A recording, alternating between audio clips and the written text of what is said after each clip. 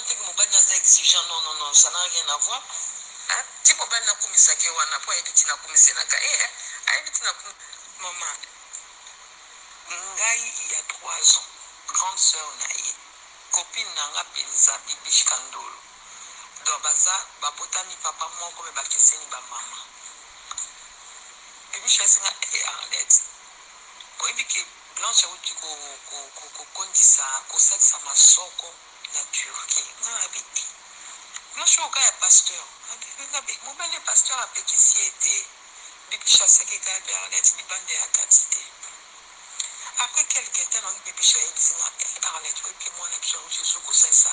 Taïko, le quête comme un moukier, hein, comment dire, le quête comme un moukier.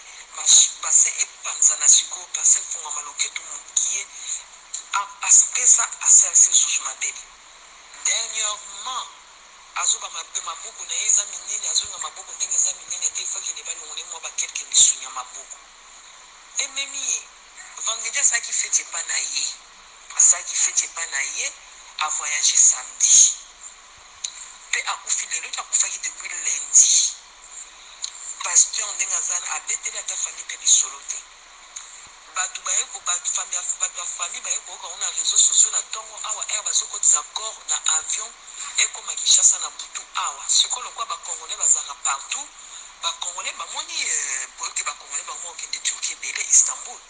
Oh, moni pasteur Marcelo. Oh, moi sinaye. Et ben moi ba ok na mo batia na avion et à Kinshasa na poko moi sinaye. Il y a un moment où les réseaux sociaux, sur famille na bango. Les biches de Sanga mettent toi comme des lois blanches na réseaux sociaux.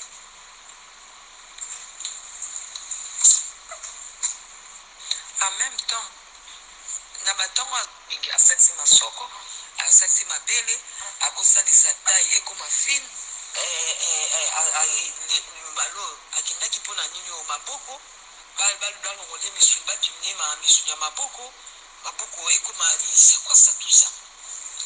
Eza question que mon bani est exigeant, non, ça n'a rien à voir. Hein? Si mon bani n'a pas mis ça, on n'a pas évité n'a pas mis ça, maman, Ngai, il y a 3 ans, grande sœur Naïe, copine Nanga Penza, Bibish Kandolo. Donc, baza, babotami papa, moi, comme bakeseni ba maman. Bibish Kasenga est Arlette. Oui, que Blanche a dit qu'on dit ça, qu'on sait ça ma soko na Turquie. Non, habité. Blanche au gars est pasteur. Mon bel pasteur a petit si été. Bibish a saqué qu'elle Arlette, ni bande à quantité. Après quelques temps, on dit Bibish a dit Arlette, oui, que moi, on a besoin de ce que c'est ça. Taïko, le quête comme un moukier, hein, comment dire, le quête comme un moukier. Bassin et panzana siko bassin pour amaloke tout moukier a spesa a celle-ci sous ma bébé. Dernièrement, azoba ma boko na eza minene azonga maboko ndenge eza minene te fa ke deba ngone mo ba quelques misunya maboko. Et memi vendredi ça qui fait pas na ye. Ça qui fait pas na ye a voyagé samedi. Pe a kufile le ta kufa depuis lundi. Pasteur Ndengazan a bêté la famille de Bisolote. Batu baeko, batu famille baeko, on a réseaux sociaux, na tongo awa air bazoko d'accord na avion et comme à Kinshasa na butu awa. Ce qu'on le quoi ba congolais bazara partout, ba congolais ba moni pour que ba congolais ba mo de Turquie bébé Istanbul. Oh, moni pasteur Marcelo.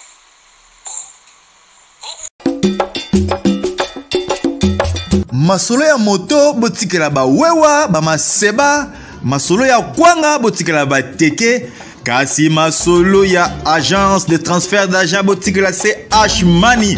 Ndeko papa, ndeko mama, yo oyo ozwami na mikili ya poto, olingi otindela famille na yo mbongo na Kinshasa, c'est H-Money. Agence de transfert d'argent ezawana pona ko servir bino yope oyo zomi awa na Kinshasa olingi otina ndeko na ombongo na mikili ya poto benga biso na numéro oza komona agence H-Money tosalaka mikolo nyonso.